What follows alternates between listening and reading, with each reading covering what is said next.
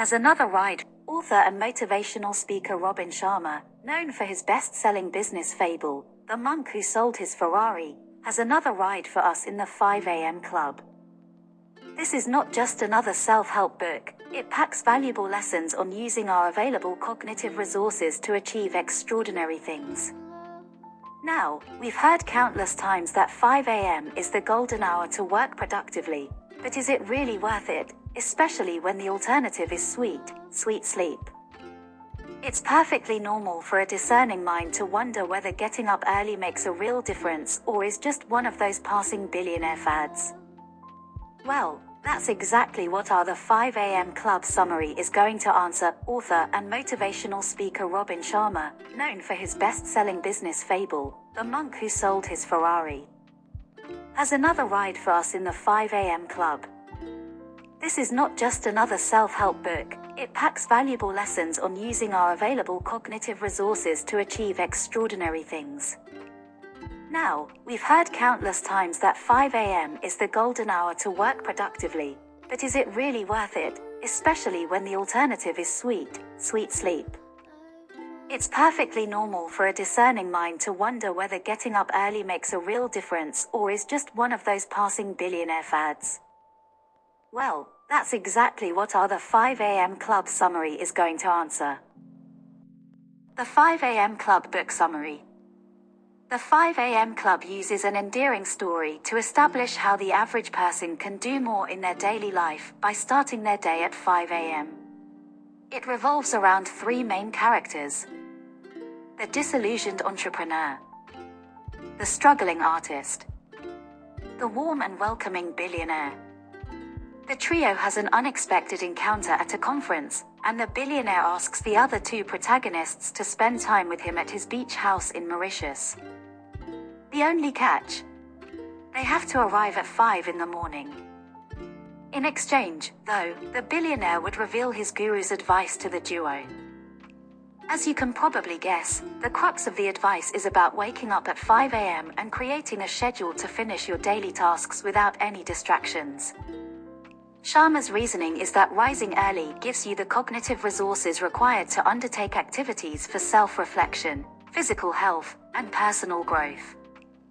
And it's science-backed. We sabotage many self-improvement efforts because of our ancient brain, which anticipates danger and keeps us in a state of fear, pushing us to embrace distractions and avoid action.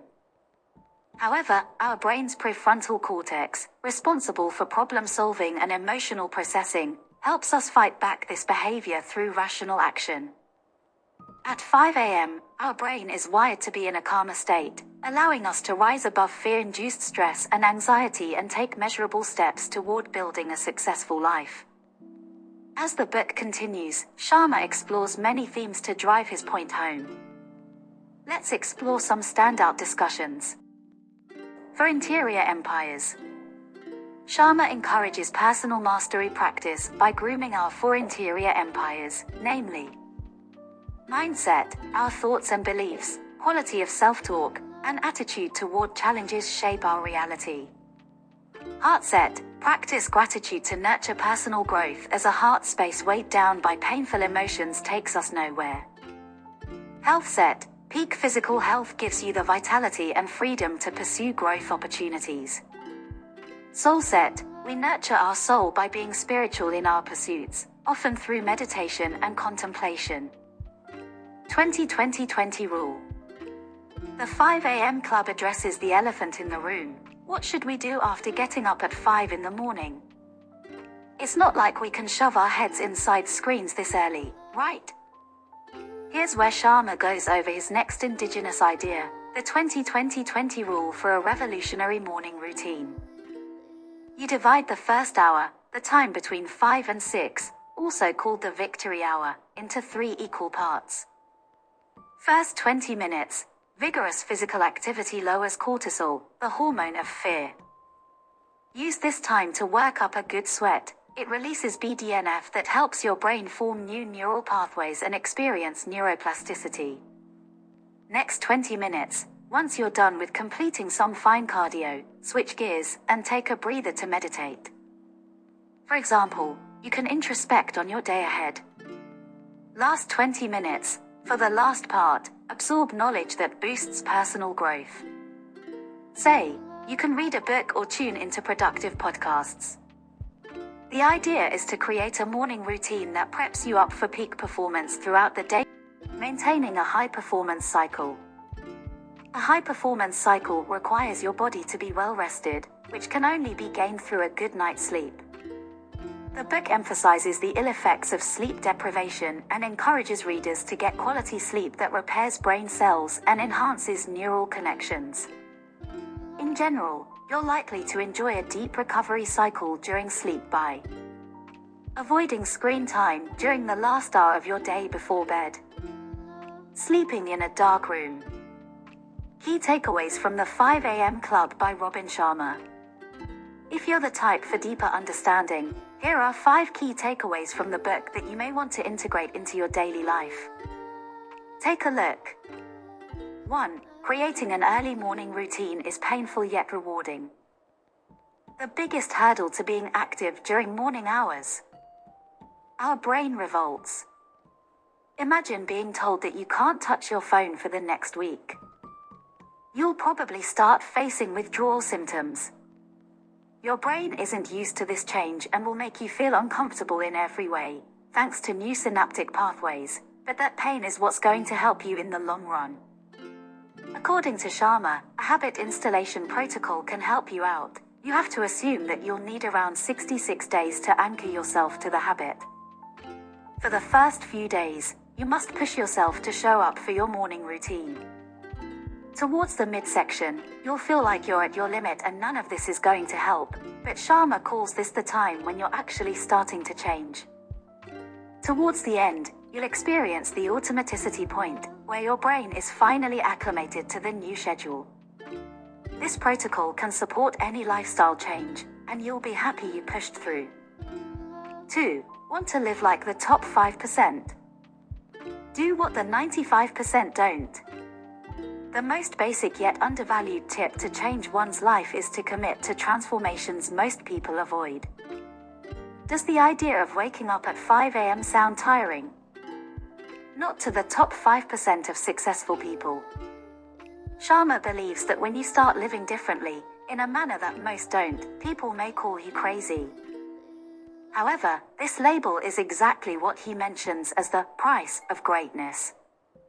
If you commit to productivity goals for a better life, then you've got to stay focused on the changes you must make, regardless of societal expectations. Let's say you spend your weekends building up a side business instead of unwinding at the bar. This is an unorthodox path, but it shows you're willing to make an uncomfortable change to improve your finances. 3. Pay attention to your emotional well-being. An amazing point highlighted in the 5 a.m. Club is how the human ego and society work. For example, when we're embarrassed in front of a group, our ego acts up and pollutes the heart with icky feelings of bitterness, shame, and anger. Sharma stresses the importance of a light heart set. We must make a conscious effort to keep our ego in check and be more aware of our individual stress triggers, bad habits, and coping mechanisms. Self-regulation helps us invest in personal growth from a place of authenticity and be more resilient in the face of challenges. Remember, you don't need to be the best in the world, just show up with your best self every day. 4. Express your talent. In the book, the billionaire gives great advice to the other 2 protagonists. If you've got a talent, express it, even if it has the power to work against you. Never take your talent for granted. It's your natural currency in this world and something that should be capitalized on. Keep learning and exploring the potential risks and opportunities it brings along.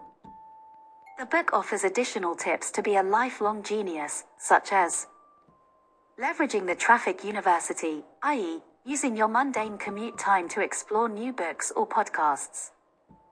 Dedicating a few minutes of your day toward fine-tuning your skill. 5. Build your support network. Everyone has the creative and productive potential to sharpen their mental focus and lead a successful life.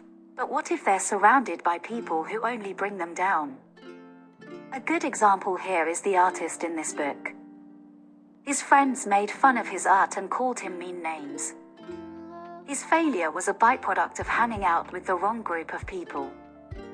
You become the people you hang out with, so reconsider who you're exposing yourself to. It's best to spend time with like-minded folks who cherish and support you. Learn to network and find people and communities who can be your support system. High impact the 5 a.m. Club quotes. There are plenty of noteworthy quotes in the 5 a.m. Club. Check out our favorites. Excerpt number 1. Our culture tells us to pursue titles and trinkets, applause and acclaim, money and mansions. All that's fine, it truly is, so long as you don't get brainwashed into defining your worth as a human being by these things. Enjoy them, just don't get attached to them. Have them, just don't base your identity around them. Appreciate them, just don't need them. In the book, the billionaire goes over the materialistic norms in modern-day society. Everyone's in a race to buy the best, not be the best. He states that wanting worldly gifts is not a bad thing as long as you don't let it define your true worth. When you turn the want into a need, the material becomes your temporary source of strength. You find yourself weak the very instant you lose any of your worldly treasures.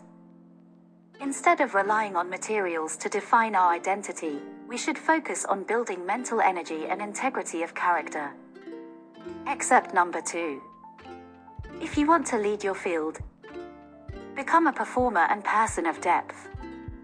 Commit to being a highly unusual human being instead of one of those timid souls who behave like everyone else, living a sloppy life instead of a magnificent one.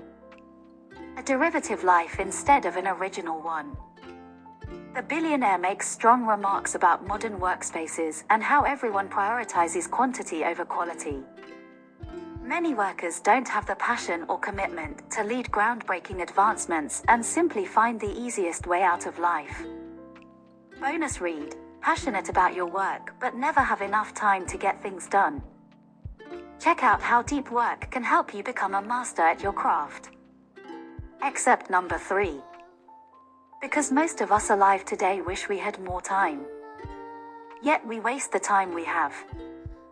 Thinking about dying brings what matters most into much sharper focus. You'll stop allowing digital distractions, cyber diversions, and online nuisances to steal the irreplaceable hours of the blessing called your life. You never get your days back, you know? Mr. Riley, the billionaire, makes one of his strongest statements in Chapter 10, The 4 Focuses of History Makers. He details how simply the thought of death can help an individual steer away from flaky digital distractions and live life to the fullest.